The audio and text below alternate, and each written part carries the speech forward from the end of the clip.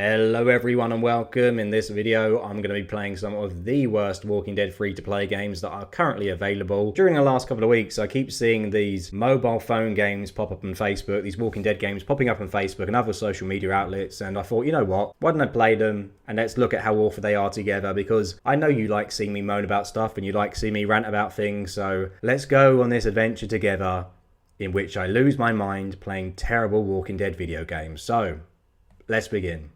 We'll begin with the Walking Dead Slots, which is, well, a Walking Dead slot machine. The entire concept of this product just baffles me. You use fake money in the Walking Dead slots in order to try to win some more fake money. I just don't understand the point at all. But then again, I guess a lot of people like going fishing, which I see as equally pointless because you just catch a fish and then put the fish back in the water. Complete waste of time in my opinion, but let's not go into that. If you want, you can even spend your hard-earned real-life cash in the Walking Dead slots to buy more fake coins, which you can then gamble in order to try to win some more fake coins. My question is just why? Why would anyone do this? There's even a monthly pass for this game. A fucking subscription service for a slot machine which doesn't pay out, which you can't get real money from. What is going on? What is the point? If you spend real money on this game, you really need to reevaluate your life. In fact, I'd go as far as to say that you should have to hand all your credit and debit cards over to someone else. Preferably to me, so I can spend your money on something better than the Walking Dead slots. The only reason I can think for this game even existing is because there's a taboo around gambling in the US, much more so than in the UK. So perhaps some Americans out there want to experience playing a slot machine without being judged by their peers, and they just so happen to like The Walking Dead. I honestly don't know. I live in the UK where gambling is widely accepted. Most people make a bet every week or so on the football or some other sport. And as for slot machines, well, I can go to any number of UK websites right now and play real slots with real money from the comfort of my own home. Hi babe. Yeah, we won't be able to feed the kids this week. Look, I know you told me to avoid the online slots, but I couldn't help it. Babe? Hello? Anyway, there's more to this slot machine than you might think, because this isn't just any old slot machine, my friends. Oh no, this is a slot machine that has missions such as have a character appear X amount of times, get a certain amount of wins, spend a certain amount of coins. Truly groundbreaking stuff. There's even a leveling up system, so you receive XP for every spin, and you can get more XP by betting higher amounts because of course you can. This game wants you to spend all your money on its fake money. I let this game, if we can even call it that, play out on autoplay all day whilst I was working, just because I wanted to see how much I could level up in one day. I finished the day on level 48, which I thought, you know what, that's not actually too bad. So with that in mind, what level do you think you have to get to be able to access the latest available slot machine? Level 100 you say? 200 maybe? Perhaps even 250? Well, if you said any of these, you weren't even close. You need to get to, wait for it, level 2559. 2559. What the bloody hell? There must be someone out there who's reached this level, because the game developers wouldn't make a slot machine that no one is going to play, but I just can't fathom anyone wasting their life playing this app to level 2559. At level 48, betting 100 coins, my level up progress bar was only increasing by a tiny 0.06% with every spin. Now imagine how long it would take to get to level 2559. It's absolutely insane. But that's not all this game has to offer, folks. Oh no, because you can also compete in online tournaments. That's right, you can compete against other people online to see who can earn the most amount of coins on a machine in a certain amount of time, with the winner winning more fake coins. Now the idea of a slot machine tournament to me just makes no sense, because one, slots are luck based, so what on earth is the point of having a tournament? And two, if you are one of these insane people who do spend money on this game, well, all you need to do to win a tournament is just buy a shit ton of coins, bet big, and you're always going to end up near the top. Because betting higher means you have the chance of winning more money, so therefore you're always going to beat a player who has access to less money. So I wouldn't actually say that these are tournaments at all. Instead, they are just competitions to find out which moron can spend the most money on this game. Facebook profile pictures pop up on the leaderboards when people are playing in these tournaments, and I look at these people and I just think to myself, how did your life get to this point? How did it get to the point where you're spending your free time playing the Walking Dead slots tournaments? Look, I know I'm doing it, but I'm doing it for science. I wouldn't choose to play this app otherwise. Josh, what are you doing? I'm not doing anything, I'm just looking at my phone. You're playing the Walking Dead slots again, aren't you? Of course I'm not playing that stupid game again. Yes, big win! Big win for my football team today. It's a Tuesday, Josh. There's no games today. Leave me alone! Even more bizarre is the fact that you can send Walking Dead characters out on supply runs to get more coins, and you can pay for chests for the chance to get rarer characters, because of course this game wants to monetize everything it can. I mean, for God's sake, you can even buy packs of trading cards which help make up a picture of a scene of something from The Walking Dead, and if you complete that scene, you win some coins. I don't know, I just cannot get my head around The Walking Dead slots at all. I don't understand why anyone would play this, why anyone would spend their money on it. I just don't get it. But amazingly, this is far from being the worst entry on this list. The Walking Dead Road to Survival is a turn-based strategy game which is sadly just all smoke and mirrors. When I booted up this game for the first time, it overwhelmed me with shit. There was tutorial after tutorial. There's different types of characters and enemies, all with different weaknesses and resistances. You have special character moves. You can level up your characters and their weapons. There's a farming aspect to the game where you have to build your own town in order to get resources. At first I thought this game might actually have some depth to it. However, the more I played, the more I realised you're just doing the same shit over and over. The game tricks you into thinking that it has deep mechanics in order to get its hooks into you, when in fact its mechanics are as shallow as Scotty G's baths. Do-do-do-do, running a bath. Oh, I better put the plug in and it looks ready. I think you're going to need more water than that, Scott. Don't you worry about me, Joshy Josh. I'm just using less water to help the environment.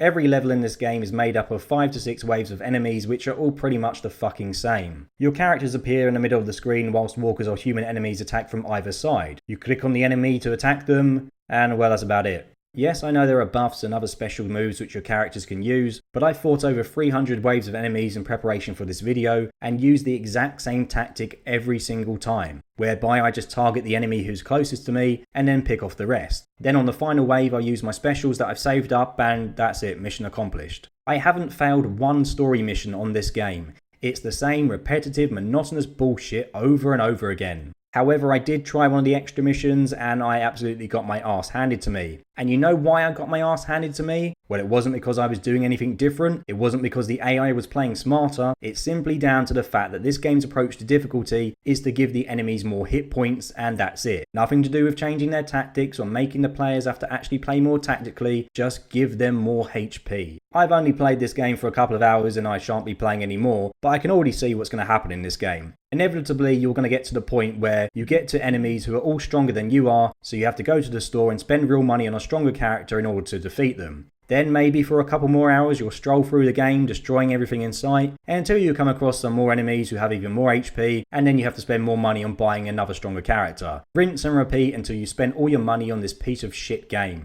I dislike this game more than The Walking Dead Slots because at least The Walking Dead Slots isn't hiding what it is. The only thing I like about this game is that it has this choose your own adventure type of story mode where you can choose to kill people or choose to let them go or choose to help a person who says they've cut themselves or leave them because you believe they were actually bitten, for example. This stuff is all good, except for, well, when it isn't.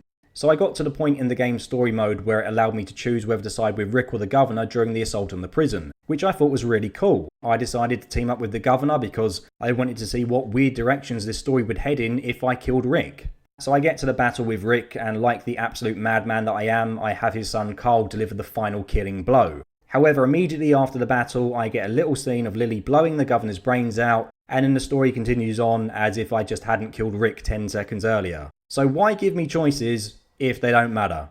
Also, before I move on to the next awful game on this list, I want to mention that the power levels of the characters in this game are really damn weird.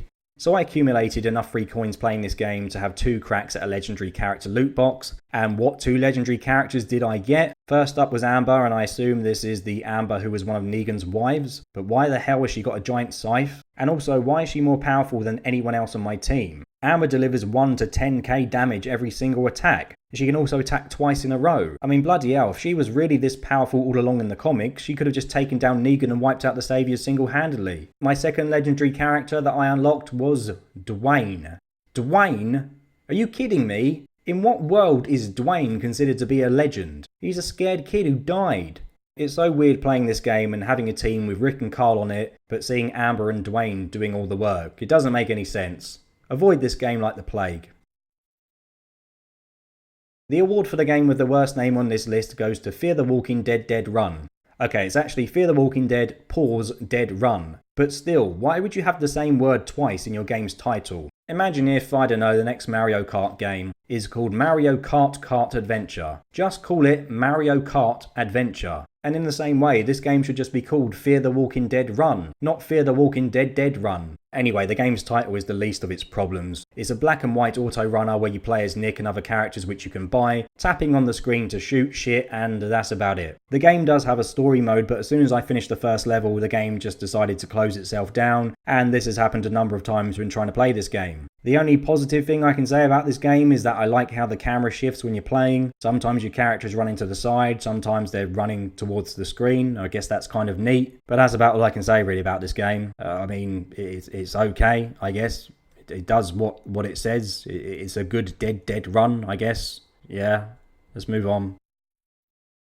This next entry isn't a Walking Dead game, instead it's a crossover, but as Daryl is on the phone app icon and this game has been heavily marketed towards Walking Dead fans of late, I thought I'd give this one a go. The game starts up with this cutscene showing some Daisy type zombies who are climbing up one another in order to get into a building. It then cuts away to Daryl Dixon and the narrator says something along the lines of, "We didn't think we could survive in this world, but he showed us that we can." I mean, let's be real for a moment. How much difference do you think one guy with a crossbow is going to make against these kind of zombies? Not an awful lot is my guess. However, this opening makes out Daryl to be some kind of superhero who's going to save the world, and it's just dumb as hell really.